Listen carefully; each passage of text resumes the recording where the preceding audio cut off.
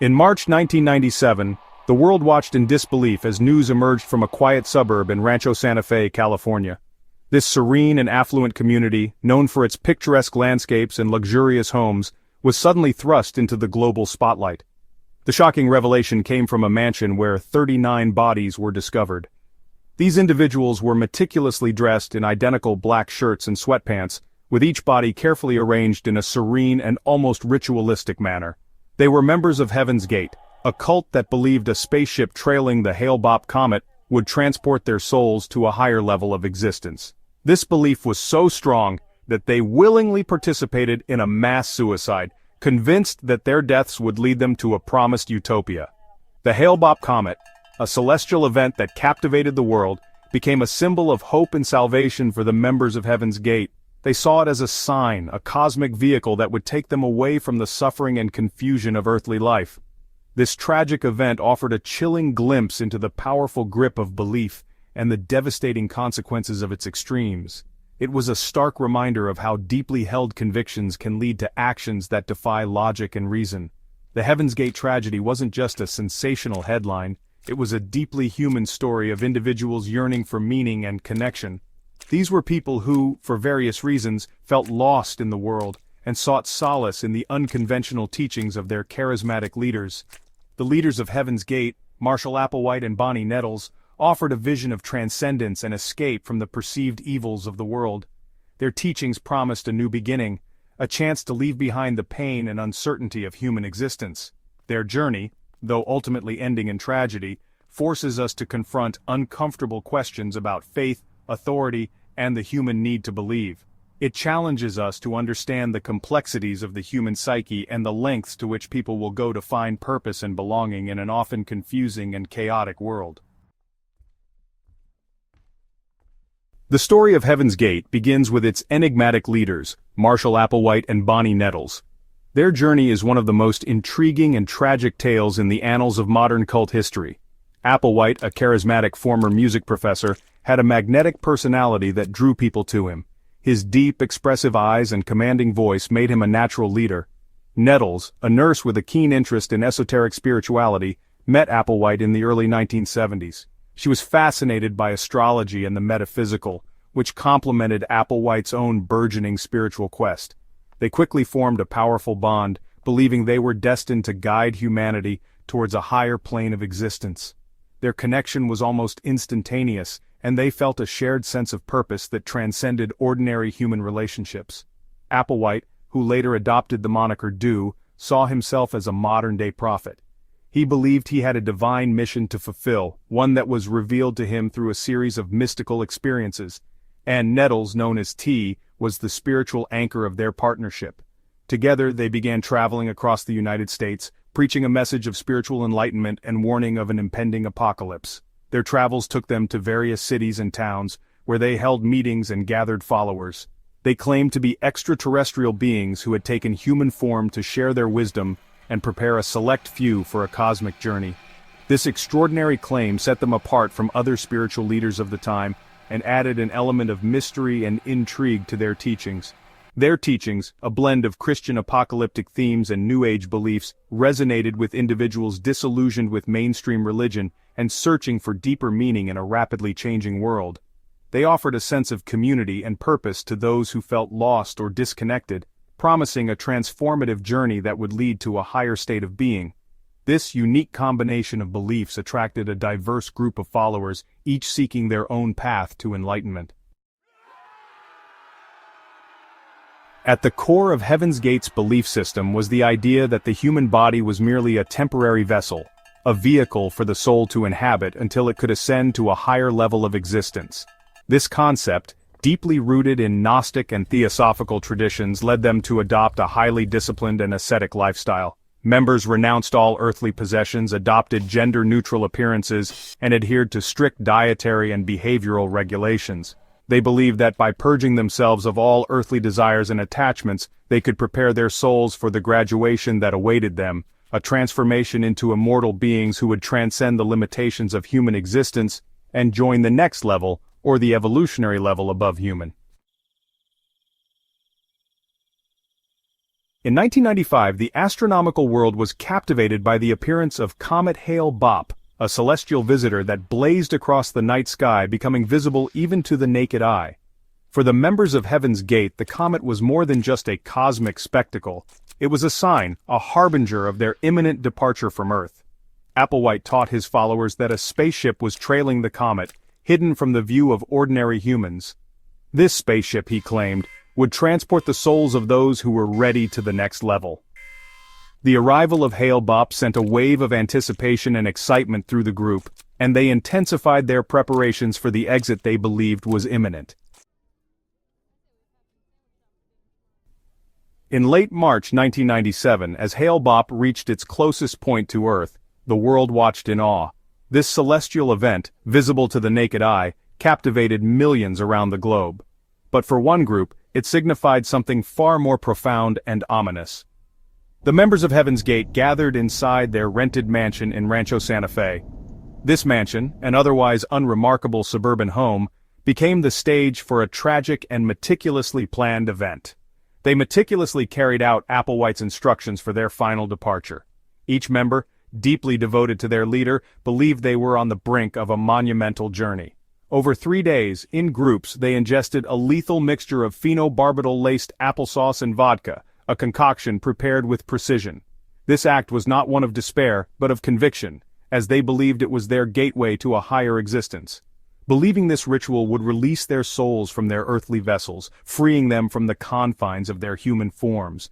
This belief was the cornerstone of their faith, a faith that promised transcendence, allowing them to board the waiting spaceship. This spaceship, they believed, was hidden in the tail of the Hale-Bopp comet, ready to take them to a new realm of existence. Each member was found lying neatly in their bunk beds, a scene of eerie calm and order. Their commitment to the cause was evident in the meticulousness of their final moments. Dressed in identical black tracksuits and Nike trainers, a uniform that symbolized their unity and shared purpose. Their faces covered with purple shrouds. These shrouds, a final touch, were meant to signify their departure from this world.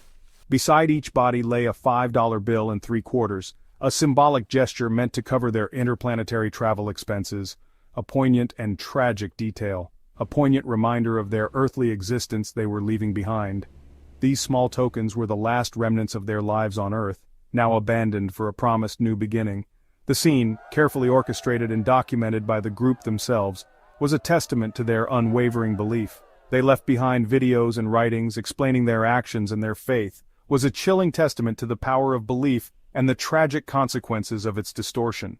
This event remains one of the most haunting examples of how deeply held convictions can lead to devastating outcomes. The discovery of the Heaven's Gate suicides sent shockwaves throughout the world. The media descended upon Rancho Santa Fe, eager to unravel the mystery of the group and understand the motivations behind their chillingly calculated deaths. The tragedy sparked intense debate about the nature of cults, the dangers of charismatic leadership, and the vulnerabilities of individuals searching for meaning and belonging. In the aftermath, families grappled with the devastating loss of their loved ones, struggling to reconcile the memory of their family member with the chilling reality of their final act. The tragedy also prompted soul-searching within law enforcement and mental health communities, raising questions about how such a large group could slip through the cracks and whether anything could have been done to prevent the tragedy. The Heaven's Gate tragedy serves as a stark reminder of the complexities of human belief and the enduring power of the human need to find meaning and purpose, even in the face of adversity. While it's easy to dismiss the group's beliefs as irrational and extreme, their story forces us to confront uncomfortable questions about the nature of faith, the allure of charismatic leaders, and the vulnerabilities that make individuals susceptible to cult influence. The tragedy also highlights the importance of critical thinking, healthy skepticism, and open dialogue within families and communities. By fostering environments where individuals feel safe to question, explore, and seek help when needed, we can perhaps prevent future tragedies and offer support to those who may be vulnerable to the allure of extremist ideologies. The morning sun glinted off the skyscrapers of Houston, a city pulsing with life. But beneath the veneer of normalcy, a storm was brewing. At the heart of it all was Abel Bonds, a name synonymous with second chances in the city's bustling courts. But on this day, the only thing A-able bonds would be offering was a front-row seat to a stunning downfall. The silence of the morning was shattered by the screech of tires and the bark of orders. Heavily armed FBI agents, faces grim, stormed the offices of A-able bonds. It was a scene straight out of a Hollywood thriller, except this was all too real. The target was not a drug cartel or a mafia ring, but an unassuming office building, home to an alleged criminal conspiracy that had shaken Houston to its core.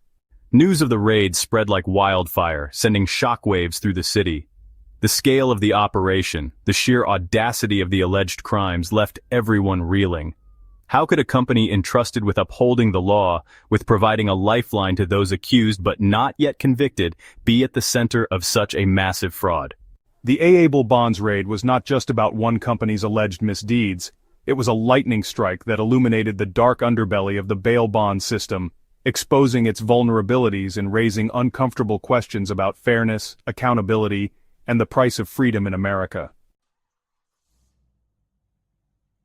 The world of bail bonds is shrouded in mystery, a labyrinthine system only truly understood by those who navigate its murky waters.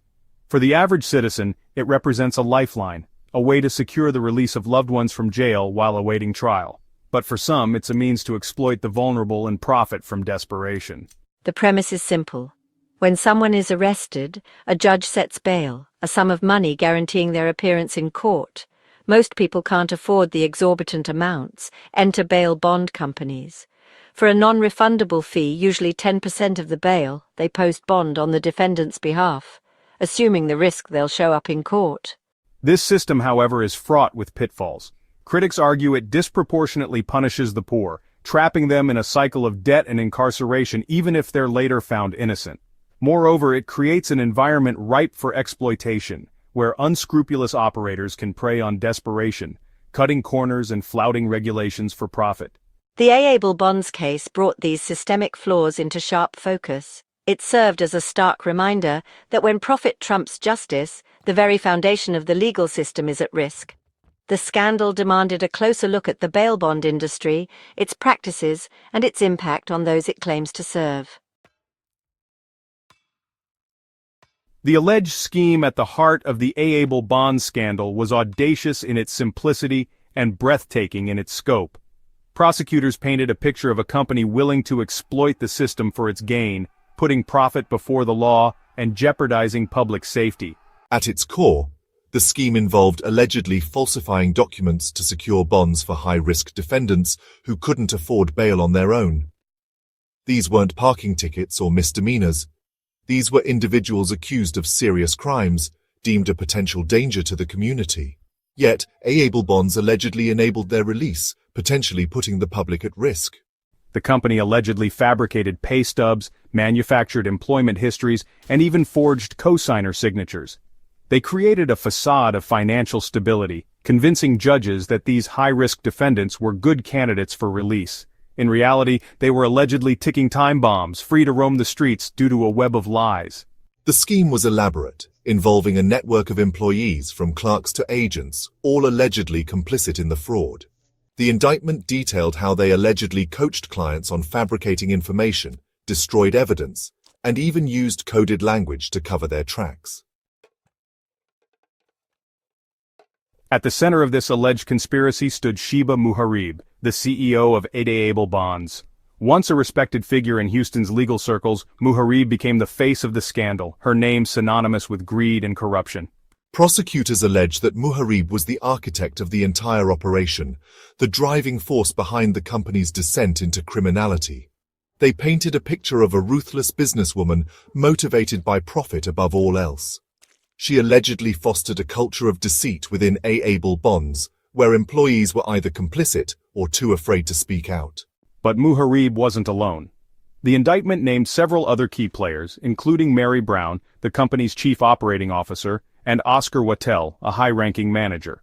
These individuals held positions of power and trust within A-able bonds, and prosecutors allege they abused that trust for their personal gain. The indictment sent shockwaves through the community. These weren't shadowy figures operating in the shadows, but individuals known in the legal community, people who interacted with law enforcement and court officials daily. Their alleged involvement cast a long shadow over the entire bail bond industry, raising serious questions about its integrity and accountability.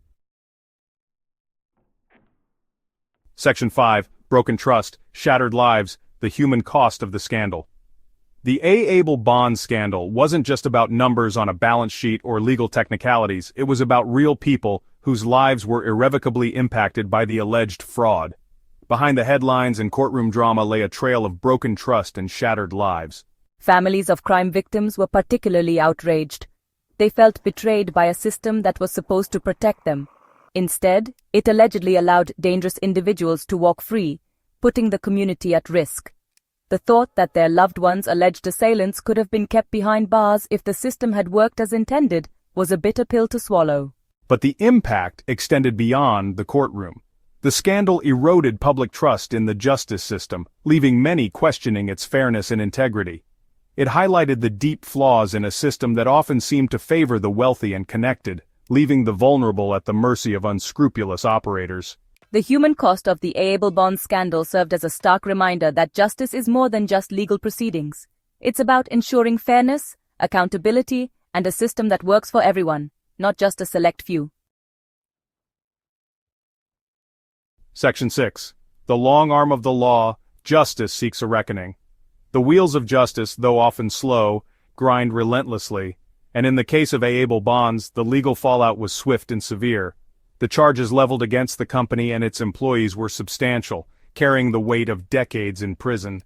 The indictment was a catalog of alleged crimes: wire fraud, conspiracy, obstruction of justice, and more.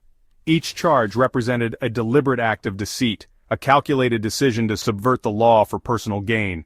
The prosecution's case was built on a mountain of evidence, meticulously gathered over months of investigation. The defendants maintained their innocence, vowing to fight the charges.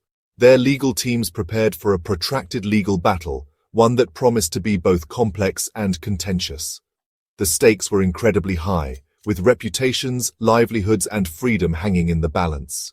The A. Bonds case became a lightning rod for national attention, shining a spotlight on the often overlooked world of bail bonds. As the legal proceedings unfolded, the nation watched, eager to see if justice would be served. The fallout from the A. Bonds scandal sparked a nationwide debate. Calls for reform in the bail bond system echoed loudly, resonating with communities and lawmakers alike. Many questioned the ethics and fairness of a system that seemed to prey on the most vulnerable. This case has shown us, more than ever, the urgent need for comprehensive reform. The bail bond system, as it stands, perpetuates inequality and injustice. We must work together to create a more equitable and just system for all. The voices calling for change grew stronger, fueled by a collective desire to see a more just and fair legal system. As the nation grappled with the implications of the A. Bonds case, discussions about equity and justice took center stage. Advocates and policymakers began to chart a path toward a more equitable system. We need to address the root causes of the issues within the bail bond system. This means looking at systemic inequalities and working to dismantle them. It's not just about reforming bail bonds, it's about creating a legal system that truly serves everyone. The road ahead was clear but challenging. It would require dedication, cooperation, and a commitment to justice. In the wake of the A. Bonds case, the call to ensure justice is served fairly and justly resonated across the nation. The case had highlighted significant flaws in the system, and the need for change was undeniable. It's essential that we hold those who exploit the system accountable, while also working to create a fairer process for all. Justice must be more than a concept. It must be a reality for everyone, regardless of their circumstances. The journey toward a just legal system is ongoing, but the lessons learned from the A. Bonds case have set the stage for meaningful change. The nation remains watchful, hopeful that justice will prevail. December 6, 1991, Austin, Texas. A night etched in darkness, forever remembered for a crime so horrific that it shook the city to its core. The yogurt shop murders. 4 innocent lives extinguished in a senseless act of brutality. A crime that, even after decades, continues to haunt the city and its people. This is not just a story about a crime, it is a story about loss, about the resilience of a community, and the unrelenting pursuit of justice. It's a story about the victims and their families, forever scarred by the tragedy, and it's a story that, even today, remains shrouded in mystery. Amy Ayers, 13, was the youngest of the victims.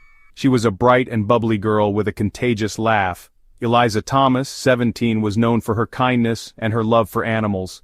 Jennifer Harbison, 15, was a talented artist with a bright future ahead of her. Sarah Harbison, 17, Jennifer's sister, was a natural leader, popular and full of life. These were ordinary girls with extraordinary spirits, their lives brimming with hopes and dreams.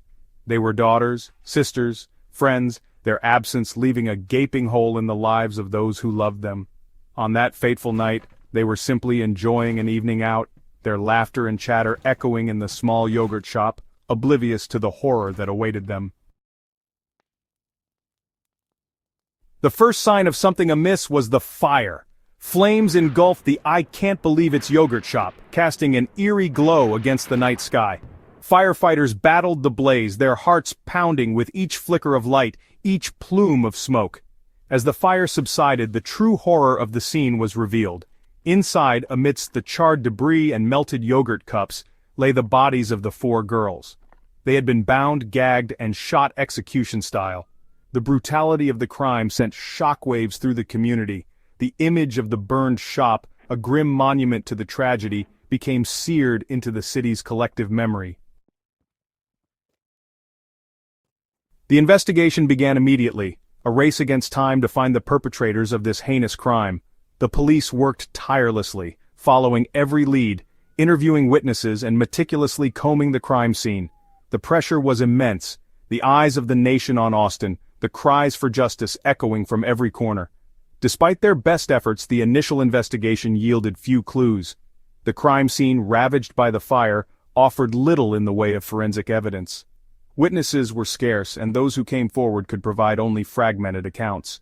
The case, as quickly as it had burst into the headlines, began to grow cold. Section 5. False hope and shattered trust, the wrongful arrests. Years passed, the pain of the families deepening with each passing day. Then, in 1999, a glimmer of hope. 2 men, Forrest Wellborn and Maurice Pierce, were arrested for the murders. Their confessions, coerced and riddled with inconsistencies, offered a false promise of closure. The arrests brought a wave of relief, followed by a crushing blow. The charges against Wellborn and Pierce were eventually dropped due to lack of evidence. The dream of justice, reignited so briefly, was once again extinguished, leaving the families and the community grappling with the agonizing reality of a case unsolved. Section 6. DNA, a glimmer of hope in the darkness. In the early 2000s, advancements in DNA technology offered a new avenue for investigators. Evidence from the crime scene, preserved for over a decade, was re-examined. The results were startling. DNA profiles extracted from the evidence pointed to 2 individuals, Robert Springsteen and Michael Scott. This breakthrough sent ripples of shock and anticipation through the community. Could this be the long-awaited answer? Could justice, so long elusive, finally be within reach? The DNA evidence, a beacon of hope in the darkness, breathed new life into the investigation, reawakening the pain, the anger, and the longing for closure. Section 7. Robert Springsteen, a twist of fate, a shadow of doubt. Robert Springsteen, a troubled young man with a history of mental health issues, became the focus of the investigation. Under intense interrogation, he confessed to the crime. However, his confession, like those before him, was later recanted, riddled with inconsistencies and claims of coercion. Despite his recantation, Springsteen was tried and convicted in 2001, based largely on his confession. The verdict, met with mixed emotions, highlighted the complexities of the case. Springsteen, sentenced to death, maintained his innocence, his fate hanging in the balance, a stark reminder of the high stakes and the lingering doubts that continued to cloud the case. Section 8. The Ghost of Michael Scott, Lingering Questions and Unanswered Prayers. While Springsteen's conviction offered a semblance of resolution, the shadow of Michael Scott loomed large. Scott, linked to the crime scene by DNA, remained a person of interest. However, he has never been charged in connection with the yogurt shop murders, his alleged role in the crime a haunting question mark. Scott's potential involvement, shrouded in speculation and rumor, has become a source of endless debate. Some believe he holds the key to unraveling the truth, while others maintain that his connection to the crime remains tenuous. The mystery surrounding Scott continues to fuel speculation, making it difficult to separate fact from fiction, truth from conjecture. Section 9, A Community Scarred, A Search for Closure. The yogurt shop murders remain one of Texas's most haunting unsolved cases. The crime cast a long shadow over Austin, a chilling reminder of the vulnerability of innocence in the face of evil. The families of the victims, forever bound by their shared grief, continue to seek answers, their pain a testament to the enduring power of love and loss. The search for justice continues. Advances in forensic science offer a glimmer of hope, the possibility that someday the truth, buried beneath layers of time and speculation, will finally be revealed. Until then, the memory of Amy, Eliza, Jennifer, and Sarah lives on, a stark reminder of the fragility of life and the enduring strength of the human spirit in the face of unimaginable tragedy. What drives a person to kill? Not once, not twice, but again and again? A question that has haunted humanity for centuries. Are they born with an innate predisposition for violence? Or are they products of their environment, molded by a cruel world? Tonight, we embark on a journey into the abyss, peering into the chilling world of serial killers.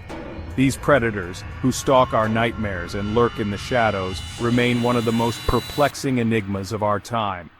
We will dissect their methods, attempting to unravel the intricate tapestry of their psyche, and uncover the terrifying truth behind their heinous crimes. Join us if you dare, as we delve into the darkest recesses of the human mind, seeking to comprehend the incomprehensible. Stay with us till the end as we reveal the dark psychology behind serial killers, and the shocking truth about what makes them tick. To embark on this journey into the heart of darkness, we must first define the predator. The FBI classifies a serial killer as an individual who commits at least 3 murders, separated by periods of apparent normalcy. Serial killers are often characterized by their chilling meticulousness. They plan meticulously, their actions dictated by a calculated logic. Some stalk their victims for weeks, studying their habits. Their actions are calculated maneuvers in a macabre game. These individuals often adhere to a distinct pattern, a macabre signature. The method of killing, the type of victim, the location, all contribute to a pattern. Each kill serves a perverse need, a dark desire. For some, it is the intoxicating allure of power and control. For others, it is a grotesque form of pleasure, a dark manifestation of their sexuality. The specter of the serial killer has haunted the human psyche for centuries, woven into our collective nightmares. These predators are not a product of modern society but a darkness that has stalked humanity since time immemorial. From Jack the Ripper's legacy to the Zodiac Killer's cryptic messages, these figures captivate us. Their stories, passed down through rumors and headlines, remind us of the darkness lurking beneath ordinary facades. The question of what transforms a seemingly ordinary human being into a cold-blooded killer has perplexed criminologists, psychologists, and sociologists for decades. Is it a matter of nature, a predetermined path etched into the very fabric of their DNA? Or are they molded by the cruel hand of nurture, their souls twisted and warped by the trauma they experienced in their formative years?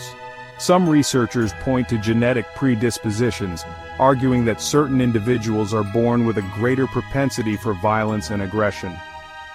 Studies have shown that abnormalities in brain structure and function, particularly in areas associated with impulse control and empathy, may play a role in the development of violent behavior.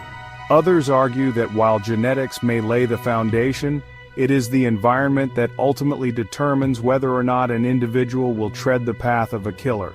Childhood trauma, particularly severe and prolonged abuse, neglect, and exposure to violence, can leave indelible scars on a young mind.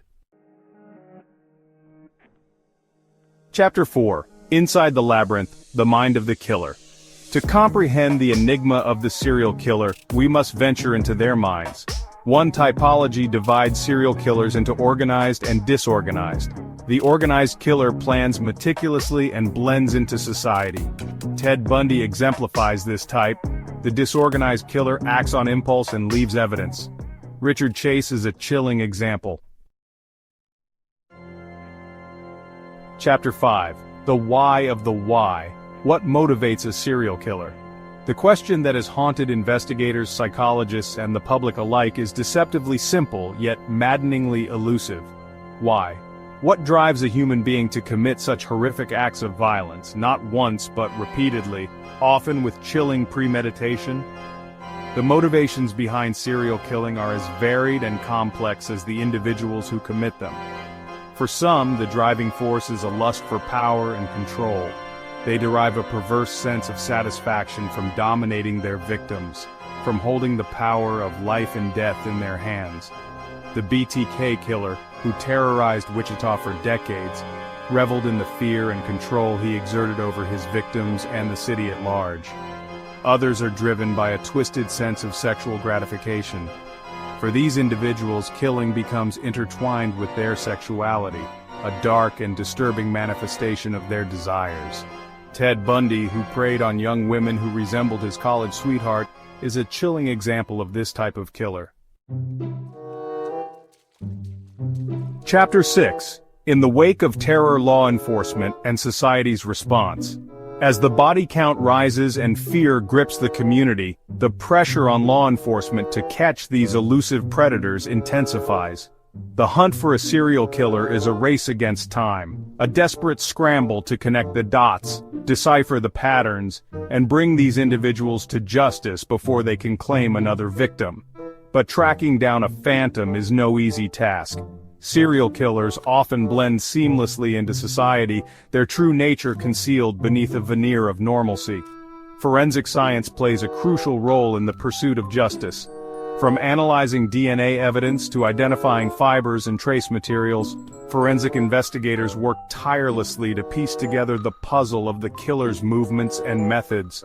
Profiling, a controversial yet often invaluable tool, allows investigators to delve into the mind of the killer. By analyzing the crime scene, the victim selection, and the method of killing, profilers attempt to create a psychological portrait of the perpetrator. Outro: The study of serial killers is not for the faint of heart. It is a journey into the darkest recesses of the human soul, a confrontation with the unsettling reality that such monsters walk among us. But it is a journey we must undertake not to glorify their deeds but to understand them. For only by comprehending the darkness can we hope to protect the innocent from its grasp. If you found this exploration of the criminal mind as fascinating as it is disturbing, be sure to hit that like button and subscribe to our channel, and don't forget to turn on notifications so you never miss an episode of The Untold Story. On a routine flight in 1971, a calm man with a bomb hijacked a plane, then vanished without a trace.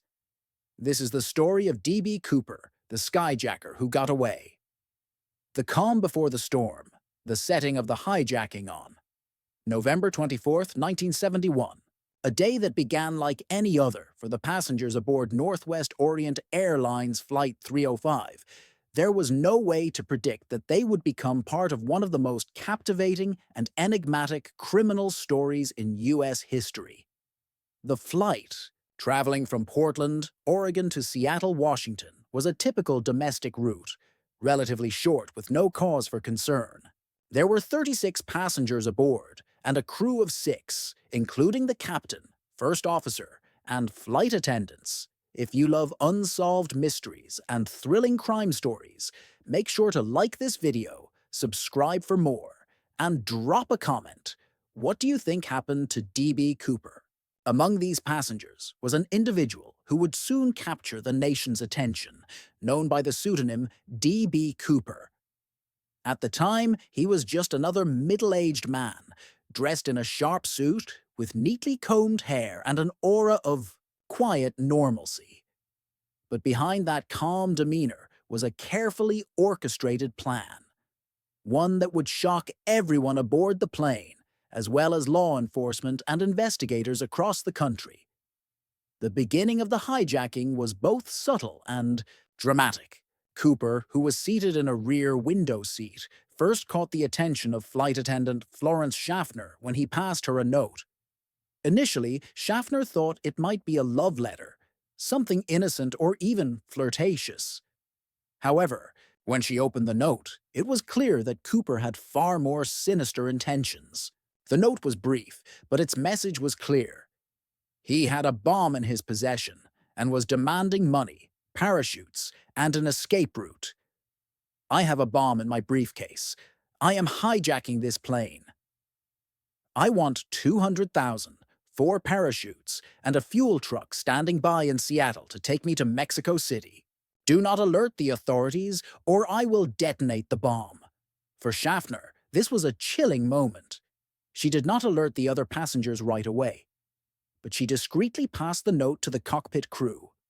Within moments, the atmosphere in the plane began to shift. There was no immediate panic, but the gravity of the situation was starting to settle in.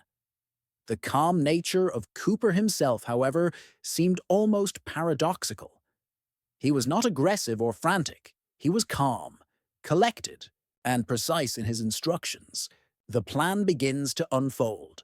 The cockpit crew, upon receiving the alarming message, quickly contacted air traffic control.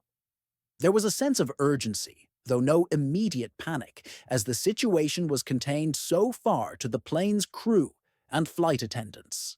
Cooper, now fully in control of the situation, began to issue specific demands. He wanted $200,000 in unmarked $20 bills, 4 parachutes, and a fuel truck waiting on the ground in Seattle to refuel the plane for its journey to Mexico City. Cooper's knowledge of aviation and the way he spoke to the crew suggested that he was not an ordinary criminal. He appeared to know how to operate the plane, how air traffic control worked, and even how to communicate his demands without panicking. It was clear that he had thought this through. In the meantime, the airline worked quickly with authorities. The plane was instructed to remain in a holding pattern while officials scrambled to comply with Cooper's demands. The FBI was alerted, and negotiations began. The crew and passengers, unaware of the specific situation, were in a state of suspense. The passengers continued to believe they were on a routine flight, even as tension began to mount in the cockpit. The exchange, the ransom and the parachutes as the plane circled over Seattle. Waiting for further instructions, the FBI arranged to meet Cooper's demands.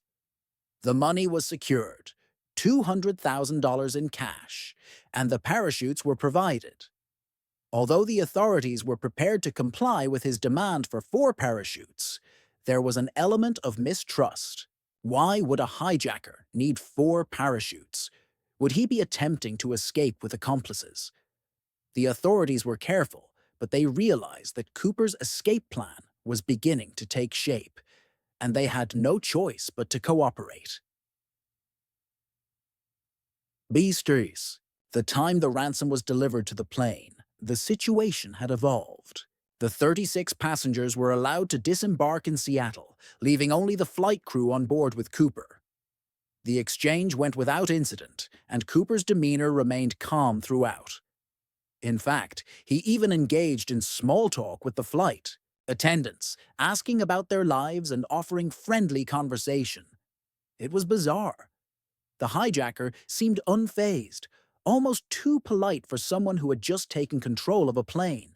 Once the ransom was in his possession and the passengers were off the plane, Cooper made it clear that he wanted the plane to be flown to Mexico City, though he specified that it must remain at a low altitude with the rear stairwell left open, a very unusual and risky request.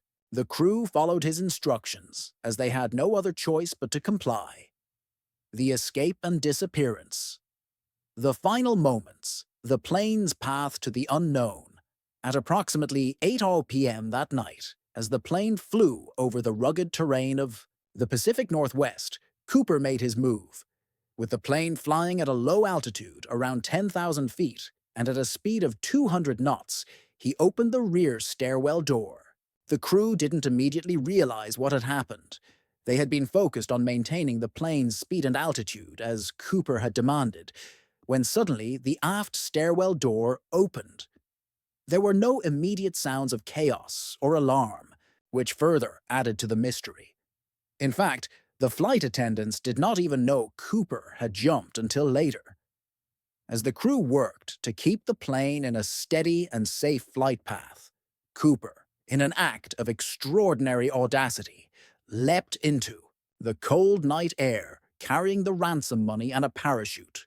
The plane continued to fly on autopilot for a short time, unaware that the hijacker was gone. The immediate response: a search begins. The crew quickly realized something was amiss. After ensuring that all of the remaining passengers were safe and accounted for, they began to check the plane's systems, looking for any signs that something had gone wrong. It was only then that they realized the rear stairwell had been opened. The plane was on a trajectory toward the Washington wilderness, and the crew had no idea whether Cooper had made it safely to the ground, or if he had simply perished in the freezing cold of the night. Authorities were immediately notified, and an intense search began, led by the FBI, local law enforcement, and military personnel. Despite the comprehensive efforts to locate Cooper, no trace of the hijacker was found. For years, the search remained unsuccessful. The wilderness of Washington's Cascade Range and the Columbia River were combed thoroughly, but the mountainous terrain, dense forests, and inclement weather made the search incredibly difficult. Despite a multi-year investigation and an extensive manhunt, there were no signs of Cooper's parachute or body. It was as if he had simply vanished into thin air. Over time, the authorities narrowed down possible landing zones, but all attempts to uncover any substantial evidence were fruitless. The investigation, theories, and suspects. The first leads in growing suspicion. After the hijacking, the FBI launched an intensive investigation. They compiled detailed descriptions of Cooper, based on interviews with the passengers and flight crew. These descriptions painted a picture of a man who appeared to be in his mid-40s, with a nondescript appearance. Witnesses described him as someone who seemed normal, even slightly unremarkable. This made it difficult to pinpoint a suspect based on physical appearance alone. One of the earliest leads came from a witness who had claimed to see Cooper on the plane speaking in a nonchalant manner, but these descriptions were inconsistent. Some witnesses thought Cooper had a foreign accent, while others thought he was more American. There was no conclusive evidence linking Cooper to any known criminals or individuals in law enforcement databases. By the time the investigation reached its peak, there were numerous theories and suspects, but no clear answers. The case became a wild mix of investigative work, public fascination, and amateur sleuthing. The investigation deepens: suspects, leads, and challenges, the search for clues. What was left behind? Despite the dramatic and sudden nature of the hijacking, there were a few key clues that law enforcement clung to in the years following Cooper's disappearance. These pieces of evidence were critical in shaping the direction of the investigation, but they also revealed the complexities and challenges that the FBI would face in solving the case. The most significant of these pieces of evidence were a few: fingerprints that were found on the plane, which were suspected to belong to Cooper. However, these prints were not definitive. There was not enough clarity to match them to a known individual in the databases at the time. Further complicating matters, the prints didn't match any suspect who had a criminal background or previous history of hijacking. While the fingerprints were a lead, they ultimately didn't offer any breakthrough, leaving authorities in a frustrating situation. In addition to the fingerprints, one of the most intriguing discoveries came in 1980. A young boy, while playing near the Columbia River, found a decaying bundle of cash. Upon closer inspection, it was discovered that the serial numbers on the bills matched those that had been given to Cooper as ransom. This discovery gave investigators new hope, but it also raised more questions than answers. How had the money ended up by the river?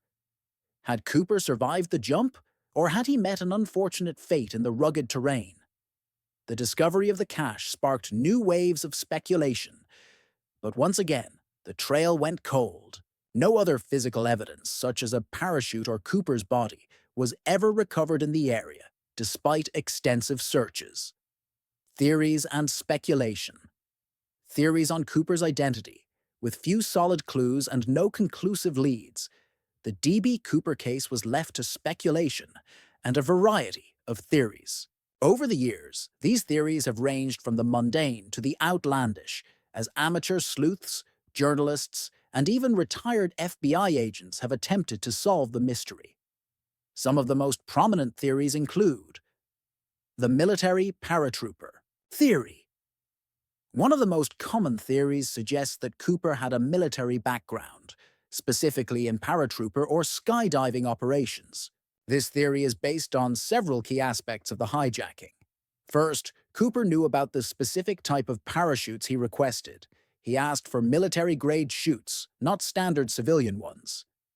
Additionally, his knowledge of the rear stairwell's nose, operation, and the plane's flight path also suggested a high level of aviation and parachuting expertise. Many people who have studied the case have pointed out that only someone with a military background would be capable of executing such an escape with the precision Cooper displayed. This theory led investigators to focus on military personnel, who may have been stationed at nearby bases or who had experience with high-altitude parachuting. Some theories even suggested Cooper might have been a disgruntled military member who used his knowledge of the system to commit the hijacking and escape. The career criminal theory. Another theory is that Cooper was a career criminal who had evaded the authorities for years before attempting the daring hijacking. This theory is based on the fact that Cooper was calm and collected throughout the hijacking, demonstrating knowledge of both the criminal world and the aviation system. Some investigators hypothesize that Cooper may have had experience with other crimes such as bank robberies or heists and used his understanding of law enforcement tactics to outsmart the authorities. This theory also highlights Cooper's meticulous planning and his willingness to take a huge risk. It was thought that such an individual would not only have the audacity to hijack an airplane, but would also know how to disappear afterward, potentially using fake identities or hiding in plain sight for years. The plane engineer or aviation's worker theory. A third theory that gained traction was that Cooper might have been someone with a background in aviation, possibly even a former airline employee. Some pointed out that only someone familiar with how planes worked and how to execute a parachute jump from a Boeing 727 would be able to pull off the heist with such precision. This theory suggested that Cooper might have been a former airline mechanic, flight engineer, or someone who worked in aircraft maintenance. People who would know the inner workings of an airplane and its systems. In support of this theory, investigators noted that Cooper seemed comfortable in the cockpit and knew exactly what he was asking for when it came to the parachutes and flight path. His calm and confident demeanor during the hijacking would also fit the profile of someone who was intimately familiar with aviation. The outsider or lone wolf theory.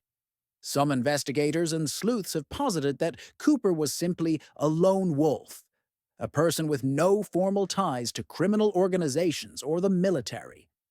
This theory suggests that Cooper was an individual who had planned the hijacking meticulously on his own, without the help of accomplices. According to this theory, Cooper's jump was well executed, not due to military or criminal experience, but because he had studied skydiving or had previous experience on his own. This theory paints Cooper as someone deeply familiar with the mechanics of the hijacking and his escape without relying on any formal training or a criminal background. It speculates that Cooper might have been someone who had prepared for the heist over an extended period, perhaps using library books, skydiving training, or other means to gain the knowledge he needed to pull off the crime. The accidental survivor theory.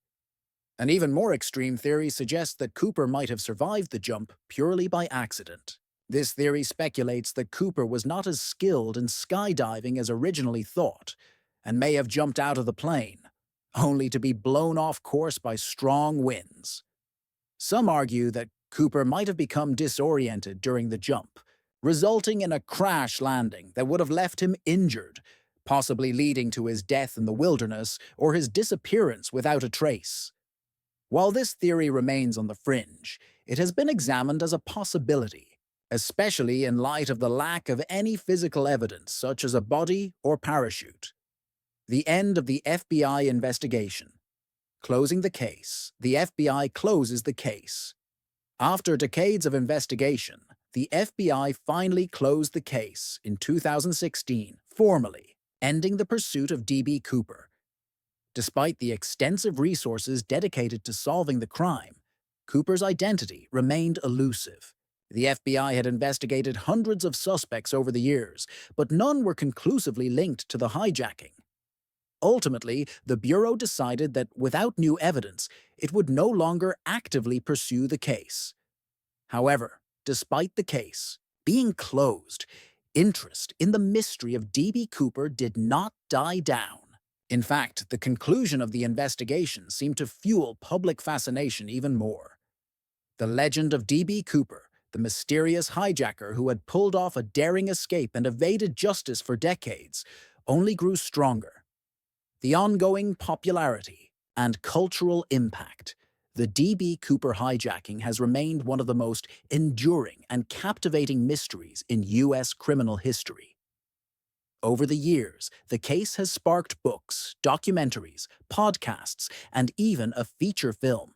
The story has become a symbol of the audacity and skill of the hijacker, as well as the complexities of criminal investigations.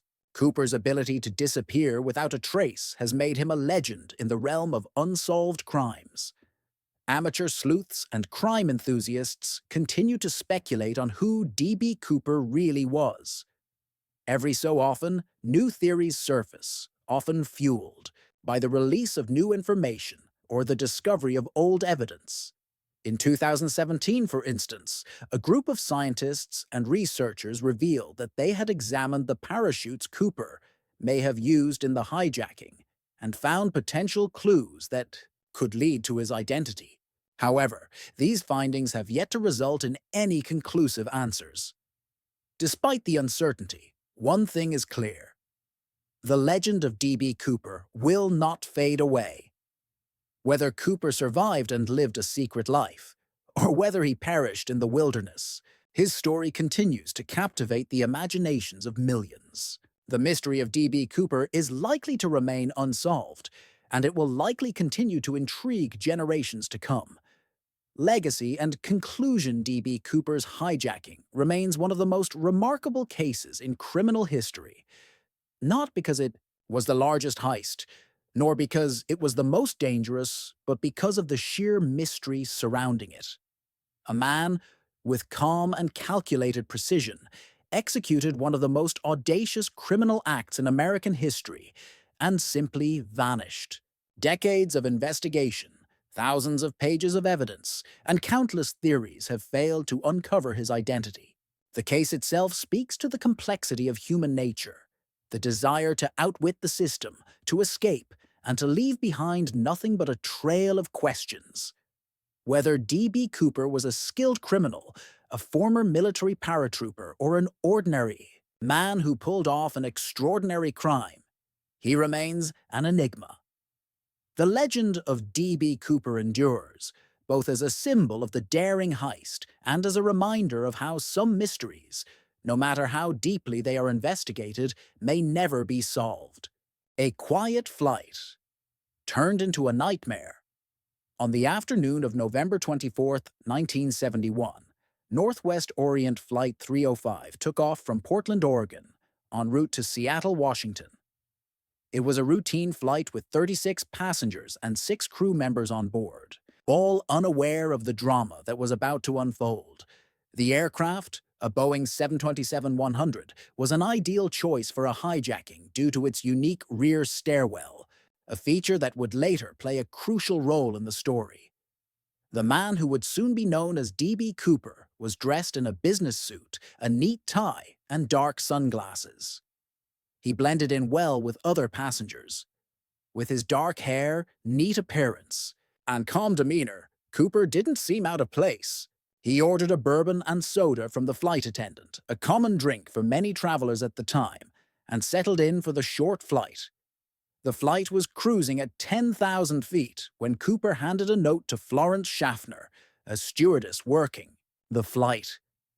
At first, she thought it was just a casual request, but when she opened the note, it was a startling demand. The note read, "I have a bomb. I want $200,000 in cash, 4 parachutes, and a fuel truck standing by in Seattle to take me away." Schaffner took the note to the cockpit immediately, and upon showing it to the captain, William Scott, the decision was made to comply with Cooper's demands in hopes of saving lives. The plane was diverted to Seattle-Tacoma International Airport, where authorities began to prepare for the unusual hostage situation.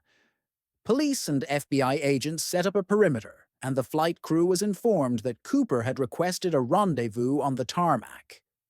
The demands, specific and calculated Cooper's. Demands were unusual, but also indicative of someone who was confident and knew exactly what they wanted.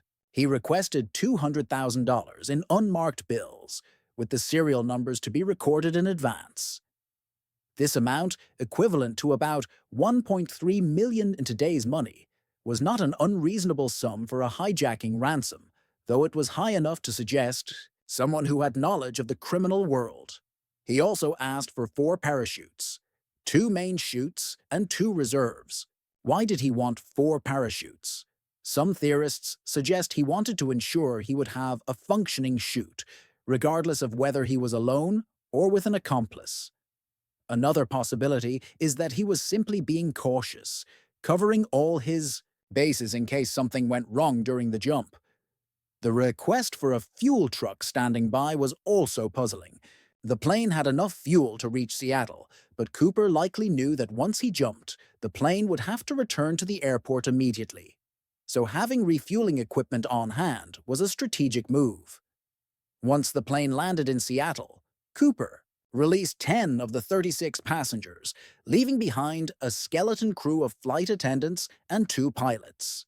Cooper allowed the passengers to leave unharmed, showing a strange sense of control and calm in the midst of the hijacking. The plane takes off. Again, Cooper's calmness, once. The ransom was delivered and the parachutes were provided, Cooper told the remaining flight crew what they needed to do. He insisted that the plane take off again, this time bound for Mexico City, flying at a low altitude. The crew complied with his instructions, knowing that their survival depended on doing so. The Boeing 727 took off again, with Cooper now in full control. The pilots were instructed to keep the plane flying at about 10,000 feet and to maintain a slower than usual speed, likely to allow Cooper to jump off. Cooper kept to himself, and only when the plane was over a remote stretch of land did he act. After a few hours of flying, he signaled to the crew that he was ready to make his escape. He opened the rear stairway door, an unorthodox move for a hijacker. The 727's rear stairs were not commonly used in such incidents and would have been a very difficult exit point for anyone who wasn't familiar with the aircraft's design. But Cooper seemed to know exactly what he was doing. As the plane was cruising over the dense, forested terrain of the Pacific Northwest, Cooper made his move. The crew reported a sudden drop in pressure in the cabin. Moments later, they realized that Cooper had parachuted out of the aircraft into the night. The hijacking was over. The FBI investigation, early challenges, the immediate response. Once the plane landed in Reno, Nevada, the FBI was immediately on the scene, preparing to investigate what had just happened. Authorities began to carefully piece together the details of Cooper's escape. The challenge was that, aside from the ransom money, there were no physical traces of Cooper. The lack of forensic evidence made the investigation even more difficult, and as time passed, the frustration only grew. Within days, the FBI began to track down possible suspects, starting with individuals who had criminal backgrounds or a history of hijacking. They also focused on potential connections to skydiving experts or former military personnel. The FBI's initial theory was that Cooper had parachuted into the wilderness, and they immediately began organizing search efforts in the remote areas over which the plane had flown. The search efforts, the FBI, along with local law enforcement, and search teams scoured the forests and mountains of Washington and Oregon for any signs of Cooper. Despite their efforts, they found no trace of the hijacker or the parachutes he had used. One of the key challenges they faced was the rough terrain, which made it nearly impossible to search effectively. In the following weeks, the search was expanded to include the Columbia River and other waterways in the area. Yet again, no concrete evidence surfaced. The lack of a body, parachute, or any remains was perplexing. Over time, it became clear that Cooper's escape had been meticulously planned, and he had managed to vanish without a trace.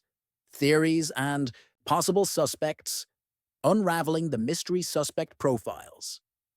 Key individuals. Considered, over the years, dozens of individuals have been named as possible suspects in the D.B. Cooper case. These suspects were often chosen because of their backgrounds, behavior, or coincidences that made them stand out in the investigation. However, none of these individuals were conclusively linked to the crime. Richard McCoy, the skyjacker who may have been Cooper Richard McCoy, a man who successfully hijacked a plane in 1972, was one of the most prominent suspects. McCoy's crime, while similar to Cooper's, was carried out less skillfully. However, some believed McCoy may have been Cooper, especially considering the similarities between the two crimes. Both hijackers demanded similar ransoms and parachutes, and both used planes to escape. McCoy, however, was caught after a few days, and the FBI cleared him of being Cooper after his death. Kenneth Christiansen, the ex-pilot who fit the profile. Another key suspect was Kenneth Christiansen, a former Northwest Orient Airlines employee. Christiansen had the knowledge of the airline system, the plane, and the mechanics of skydiving. He was also described as having a similar physical build to the composite sketch of Cooper. His brother, a retired detective, publicly suggested that Christiansen might have been the infamous hijacker. However, no concrete evidence ever confirmed this theory. L.D. Cooper, the relative of the hijacker. A more recent theory brought attention to L.D. Cooper, a man who was purportedly related to D.B. Cooper and who had a strange connection to the crime. Some believe that the hijacker may have been a distant relative of this individual, using the name D.B. as an alias. While this theory gained some traction, it remains largely speculative. The ongoing public fascination and cultural legacy. The D.B. Cooper case has become a part of American folklore. The mystery surrounding his identity, his daring heist, and his seemingly flawless escape have kept the story alive in popular culture.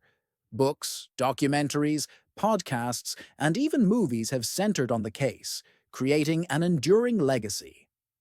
Despite the FBI's official closure of the case, in 2016, amateur sleuths, conspiracy theorists, and journalists continue to dig for clues. New theories are proposed, and old leads are re-examined. But still, no one has been able to solve the puzzle of D.B. Cooper's true identity. As time passes, the myth of Cooper grows. The notion of a man successfully carrying out a heist, jumping from a plane in the dead of night and vanishing into the wilderness has inspired generations of crime enthusiasts. Cooper's name has become synonymous with daring escapes and unsolved mysteries. Certainly, let's expand further with more in-depth chapters, giving a detailed exploration of the case, its theories, and all of the critical components. These subsections will add significant breadth to the narrative, and we'll dive deep into different perspectives and theories related to D.B. Cooper's identity and escape. Historical context. The golden age of hijacking. Hijackings and aviation in the 1970s.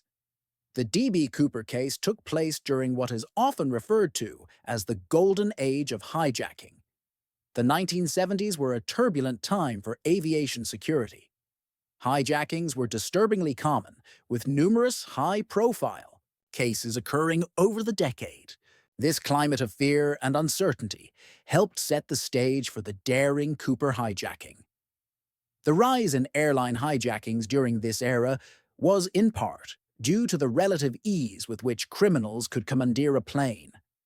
In the early days of commercial air travel, airports and airlines had minimal security measures, and passengers often had access to the cockpit or were allowed to bring on items that would today be strictly forbidden, including firearms, knives, and explosives.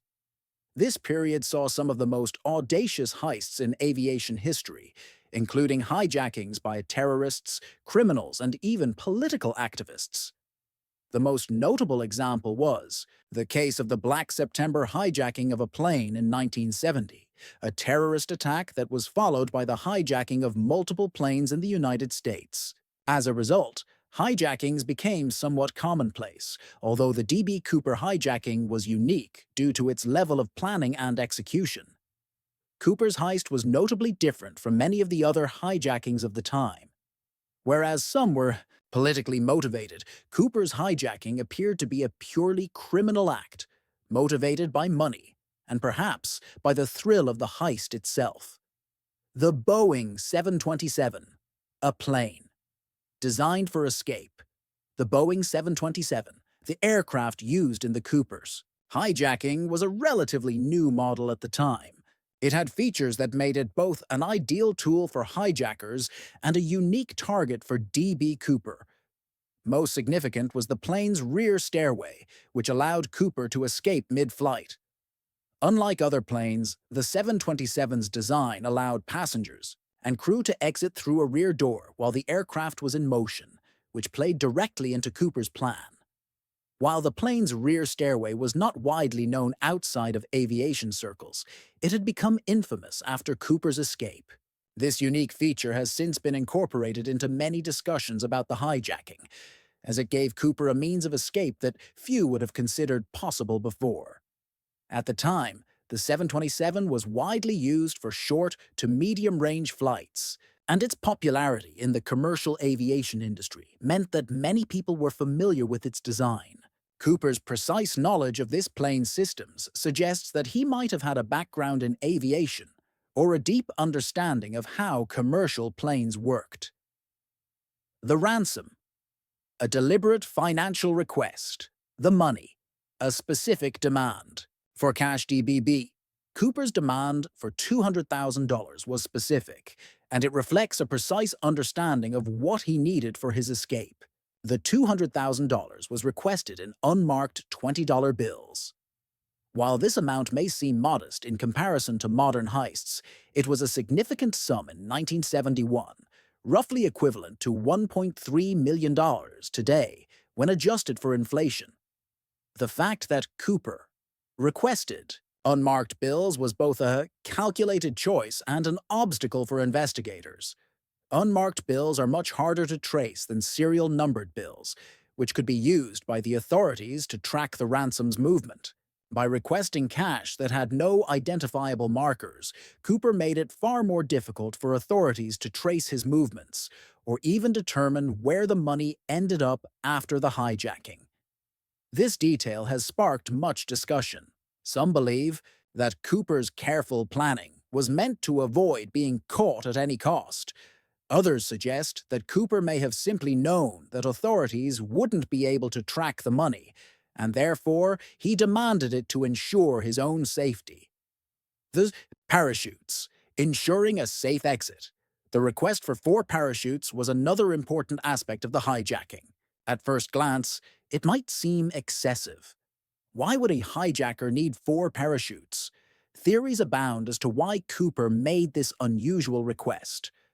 One explanation is that he wanted to ensure that if something went wrong during his escape, he would have a backup.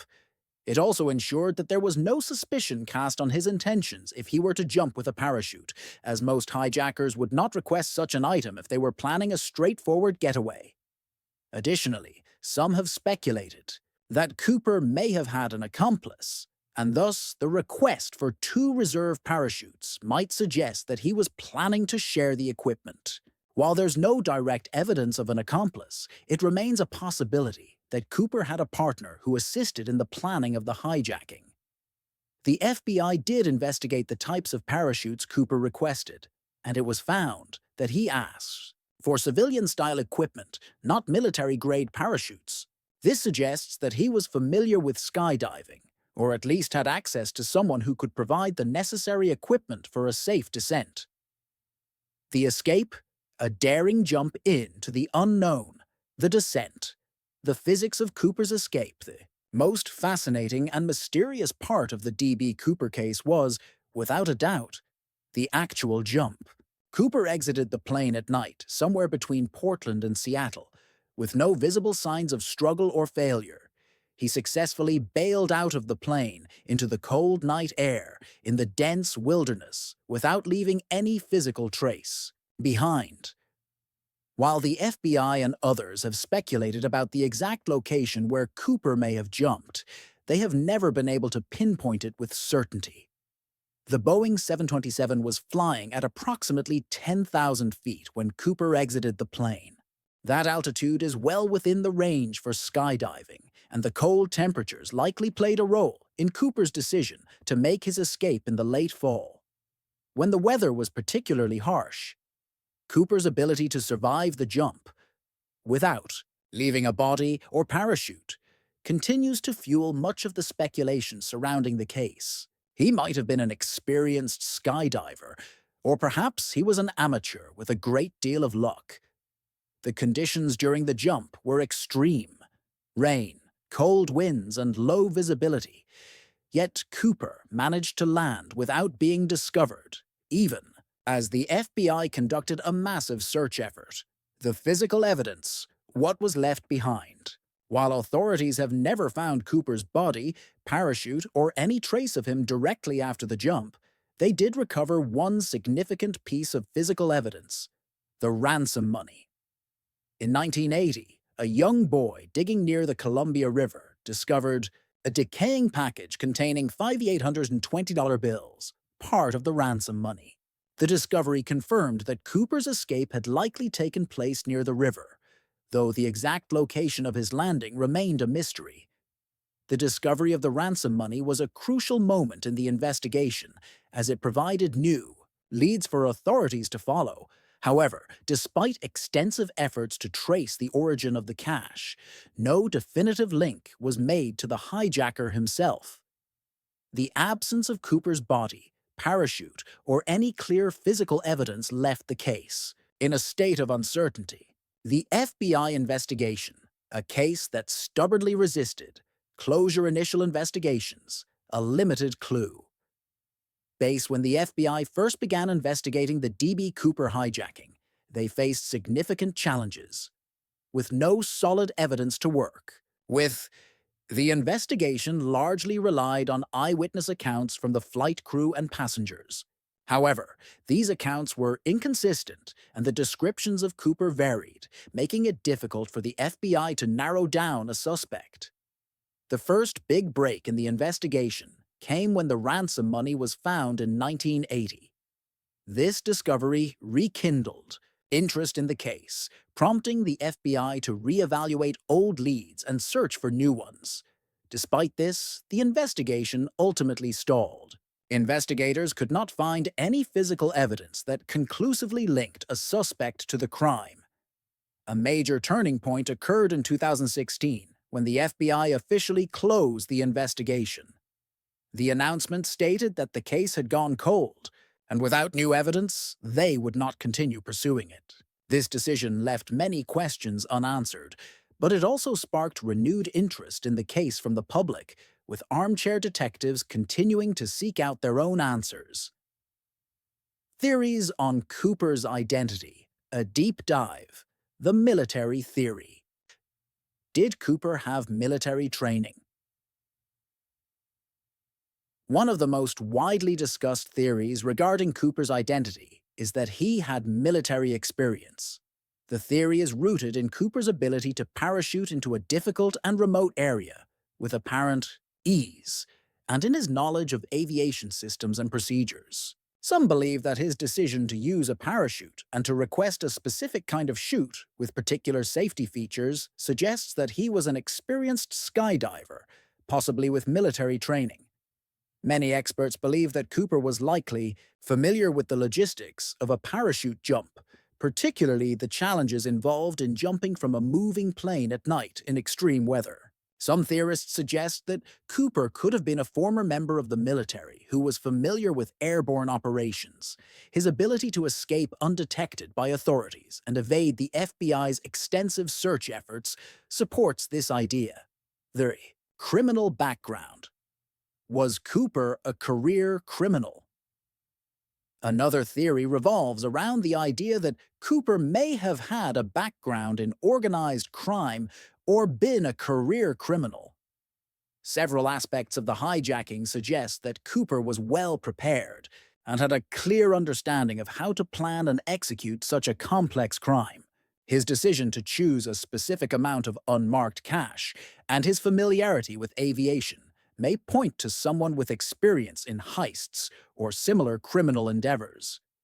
The careful execution of the crime, the choice of the specific flight, and the calculated escape suggest that Cooper was no amateur. He likely had knowledge of the criminal world, which could explain his ability to pull off such a high-stakes heist. The cultural impact. Cooper as a legend. The legacy of D.B. Cooper. A cultural icon, the mystery of D.B. Cooper has captivated the public for over 5 decades. His daring hijacking, successful escape, and the enduring mystery of his identity have made him an icon of criminal folklore. Over time, Cooper's case has inspired countless books, documentaries, movies, and even a popular podcast. He has become a symbol of defiance, a man who executed a perfect crime and vanished into the night. The image of D.B. Cooper, calm, calculated, and elusive, has shaped the public's perception of him as a criminal mastermind, one whose identity will forever remain a mystery. Fantastic! Let's dive even deeper. We can explore further aspects of the D.B. Cooper case by expanding on the theories, the cultural impact, the psychology behind Cooper's actions, the broader historical context, and how various investigations unfolded. By including even more details, we'll give the story a richer texture and create a more comprehensive narrative. The FBI's methodology, a new approach to investigation, the early days. An investigation based on limited information. From the moment the plane touched down in Seattle, the FBI was thrust into a high-stakes investigation that seemed almost impossible to solve. In the early days of the investigation, the agency had little to work with. The suspect's appearance was vague, and there were no clear leads to follow. Witness statements from the flight crew and passengers varied in their descriptions, and no one on the plane had seen Cooper's face clearly, which made it even more difficult to track down potential suspects. In the absence of concrete information, the FBI began by interviewing anyone who'd been on the plane that day. Flight attendants, passengers, and ground staff all became part of the puzzle. Despite all these interviews, the only piece of useful evidence was the note Cooper had passed to the flight attendant. Though the note had given the FBI a glimpse into Cooper's mindset, his clear demands and knowledge of how to handle such situations, the lack of physical evidence left the agency with little more than a few hunches. A limited scope, the X, early FBI theory. In the early stages of the investigation, the FBI followed a fairly standard procedure for investigating hijackings. They began by looking for potential suspects with backgrounds in criminal activity, particularly those with previous hijacking offenses or knowledge of skydiving and aviation. The agency also investigated the possibility that Cooper could have been a disgruntled former airline employee, which would have explained his familiarity with the aircraft. Additionally, the FBI hypothesized that Cooper may have had military training. After all, his ability to survive a nighttime jump with no visible signs of failure suggested that he had some experience in airborne operations. The investigation's early theory revolved around these possibilities, but it quickly became clear that the case would be far more complicated than anyone had imagined. The anatomy of a hijacking, breaking down the plan Cooper's premeditation, how he planned the perfect crime. One of the most remarkable aspects of the D.B. Cooper case is the apparent level of premeditation involved. Cooper's crime was not a spur-of-the-moment decision. It was meticulously planned. His knowledge of the plane, the parachutes, and even the amount of ransom he requested indicates that he was not a common criminal, but someone who understood how to execute a heist with precision. It's been suggested that Cooper likely spent time studying the logistics of the Boeing 727, as well as the safety procedures of the airline. His demands for unmarked bills were not random. They were specifically chosen to avoid easy traceability. The choice of parachutes was similarly strategic, ensuring that Cooper had the best chance of surviving the jump. Even the selection of the flight was deliberate. Northwest Orient Flight 305 was a regular service between Portland and Seattle, which would have been familiar to Cooper. It also took place at night, giving him the cover of darkness and over an area of dense forest, which was ideal for a successful getaway. The jump. Cooper's escape in detail. Let's take a closer look at the physics of Cooper's jump from the Boeing 727. Cooper's decision to open the rear stairwell door and leap out of the aircraft is still one of the most debated elements of the case. The rear stairway was a unique feature of the 727 and would have made it easier for Cooper to escape undetected, but jumping from a moving aircraft at 10,000 feet was a perilous endeavor. The temperature at that altitude would have been well below freezing, and the winds were likely to have been strong and turbulent.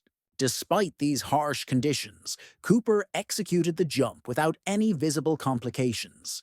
The fact that he did not leave behind a parachute, body, or other physical evidence only adds to the mystique. Was he truly an expert skydiver?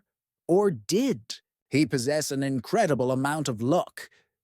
One critical point that has puzzled investigators is the lack of a parachute strap. Skydivers typically release the straps to facilitate a safe descent, but no evidence of this strap was found. It suggests that Cooper either removed it intentionally or it simply fell off during his descent, as the dense forest area may have impeded an effective search. Some experts argue that he may have also planned for an emergency landing, making the lack. The autumn air was crisp, a gentle reminder of the changing seasons. The leaves were just beginning to turn, painting the city in hues of red, orange, and gold. October in Washington, D.C. is usually a time for vibrant colors and political buzz. The city, known for its historical significance and bustling activity, was alive with the usual anticipation of fall. But the year 2002 brought a different kind of chill to the capital. It wasn't just the cool breeze that sent shivers down spines. It was a pervasive sense of dread that settled over the city like a dark cloud. It started subtly, a whisper of unease, a creeping fear that something was amiss. People went about their daily routines, but there was an undercurrent of anxiety, a feeling that something terrible was about to happen. Then, the unthinkable happened. A sniper, lurking in the shadows, began a reign of terror. Shots rang out, seemingly random, each one claiming an innocent life. The city was under siege, held captive by an invisible enemy. No one knew who would be next. The fear was palpable, spreading like wildfire through the streets of Washington, D.C. People looked over their shoulders, their eyes scanning for any sign of danger. The simplest errands, pumping gas, walking to the car, even mowing the lawn, became fraught with terror. The sniper could be anywhere, hidden in plain sight. The city held its breath, united in fear. Panic bloomed, a dark flower spreading its tendrils through the city. People were afraid to go about their daily lives, their routines disrupted by the constant threat of violence. Schools were closed, events were canceled, and the streets that were once bustling with activity became eerily quiet. The vibrant colors of autumn were overshadowed by the grim reality of the situation. The community, known for its resilience, was brought to its knees by an unseen assailant. Law enforcement worked tirelessly, but the sniper remained elusive, a ghost in the urban landscape. The media coverage was relentless, each new report adding to the collective anxiety. The city was a powder keg, ready to explode at any moment. Families huddled together, seeking solace in each other's company. Conversations were hushed, and every loud noise made hearts race. The sense of community was strong, but so was the fear that gripped every resident. The sniper's reign of terror was a dark chapter in the city's history, a time when the vibrant life of Washington, D.C. was overshadowed by fear and uncertainty. But through it all, the spirit of the city endured, a testament to the resilience and strength of its people. As the days turned into weeks, the city remained on edge, but there was a growing sense of determination. The people of Washington, D.C. were not willing to let fear dictate their lives. They stood together, united in their resolve to reclaim their city from the grip of terror. The simplest acts of defiance, going to work, attending school, enjoying a walk in the park, became symbols of resilience. The sniper's shadow loomed large, but it could not extinguish the light of the community's spirit. The city of Washington, D.C. would eventually emerge from this dark period, scarred but stronger. The memory of those days would linger, a reminder of the fragility of peace and the strength of unity. The sniper could be anywhere, hidden in plain sight. The city held its breath, united in fear. But through it all, the spirit of the city endured, a testament to the resilience and strength of its people. The city held its breath, united in fear. The sniper's reign of terror was a dark chapter in the city's history, a time when the vibrant life of Washington, D.C. was overshadowed by fear and uncertainty. But through it all, the spirit of the city endured, a testament to the resilience and strength of its people. October 2nd, 2002. A day that would mark the beginning of a terrifying chapter in the history of Washington, D.C. and its surrounding areas.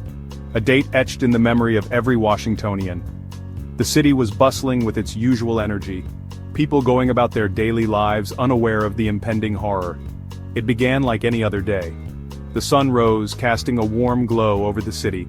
Commuters hurried to work, children went to school, and the rhythm of life continued as usual. But at 5:05 p.m., a shot pierced the air outside a busy shopping center in Wheaton, Maryland. The tranquility of the day was shattered in an instant. James D. Martin, a 55-year-old program analyst, was struck down while loading groceries into his car. He had just finished his workday and was preparing to head home. He became the sniper's first victim. The community was in shock, grappling with the sudden and senseless loss of a beloved member. At first it seemed like a random act of violence, a tragic incident, but perhaps an isolated one. The police began their investigation, looking for clues and answers. Tragic, but sadly not uncommon in a major city. People hoped it was an isolated incident, a one-time occurrence that would soon be resolved. But then the next day, another shot rang out. The fear that had begun to settle in the hearts of the residents was reignited. This time, the victim was James L. Buchanan, a 39-year-old landscaper, shot while mowing a lawn in Rockville, Maryland. He was simply doing his job, unaware of the danger lurking nearby. The seemingly random nature of the attacks, the clean, distant shots, the lack of any apparent motive, all pointed towards a chilling possibility that these were not isolated incidents.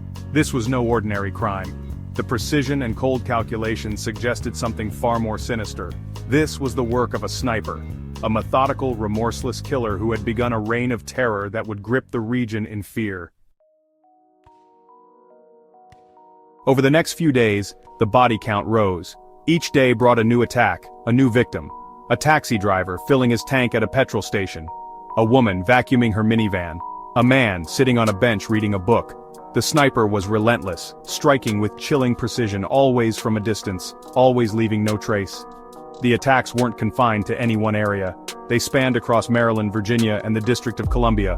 The randomness, the seeming lack of pattern, only amplified the terror. The sniper was a ghost, moving unseen, striking without warning. The city was paralyzed, living under the shadow of death. The fear was palpable. It hung heavy in the air, a suffocating blanket over the city. People were afraid to leave their homes. Schools were closed, businesses shuttered. The streets were eerily deserted, the usual hustle and bustle replaced by a tense, fearful silence. Those who did venture out moved with a hurried anxiety. They hugged buildings, avoided open spaces, their eyes constantly scanning the rooftops, searching for any sign of the sniper's nest. The simplest tasks, once mundane, were now imbued with a terrifying risk. Every trip to the grocery store, every commute to work could be their last. Amid the fear and chaos, the police were working tirelessly to catch the sniper. The investigation was massive, spanning multiple jurisdictions. Thousands of tips poured in, but most led nowhere. The sniper seemed to be always one step ahead, a phantom leaving no trace. Then came a breakthrough. At the scene of one of the shootings, the police found a chilling message, a tarot card, the death card, with the words, "Call me God," scrawled on it. This, finally, was a clue.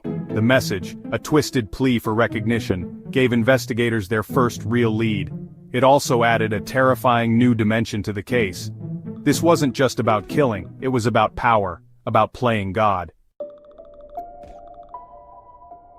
Section 6. Unmasking the Snipers, a Twisted Partnership.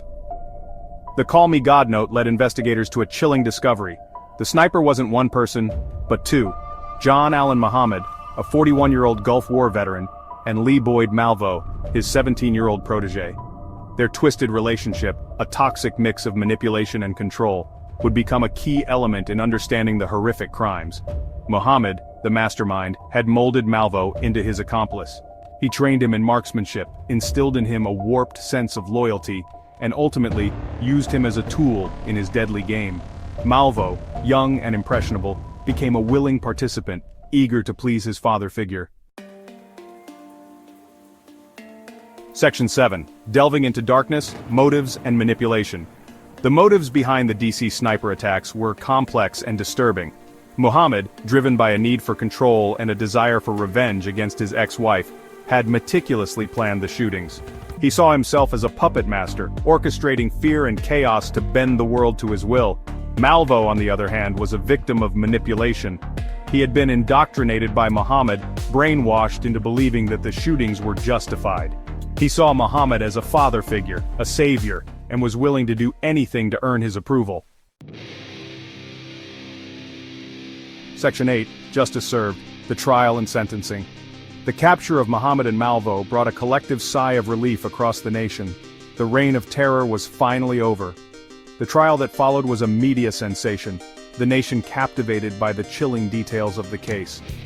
Muhammad, representing himself, maintained a cold, defiant demeanor throughout the trial. Malvo, however, showed remorse, his testimony offering a glimpse into the psychological manipulation he had endured. In the end, both were found guilty. Muhammad was sentenced to death, while Malvo received 6 consecutive life sentences without the possibility of parole. Section 9. Scars on a Nation, the Enduring Legacy.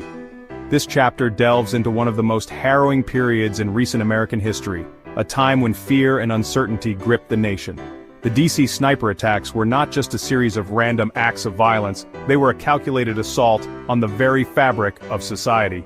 The DC sniper attacks left an indelible mark on American society. The aftermath was a period of mourning and reflection, as the nation grappled with the senseless loss of life and the chilling realization that such terror could strike so close to home. The random acts of violence carried out with such cold precision shattered the sense of safety that many had taken for granted. Streets that were once bustling with life became scenes of chaos and fear. The fear that gripped the nation was palpable. Public spaces emptied as people stayed indoors, afraid to venture out. The constant media coverage only heightened the sense of dread, as every new report brought fresh waves of anxiety. The chilling realization that evil could lurk in the most unexpected places, it was a wake-up call. The attacks forced a re-evaluation of security measures and a deeper understanding of the vulnerabilities that existed within society. The attacks led to increased security measures with heightened vigilance at public events and a more visible police presence. These changes, while necessary, also served as a constant reminder of the new reality that the nation faced. A heightened sense of vulnerability permeated everyday life. People began to look over their shoulders more often, and families took extra precautions to secure their homes. The sense of invulnerability that many had felt was irrevocably shattered. The lasting impact on the national psyche was profound. Many sought psychological counseling to cope with the trauma, while others found themselves glued to the news, unable to look away from the unfolding horror. But they also revealed the resilience of the human spirit. In the face of terror, communities came together, offering support and solace to those affected. The attacks, while devastating, also brought out the best in people.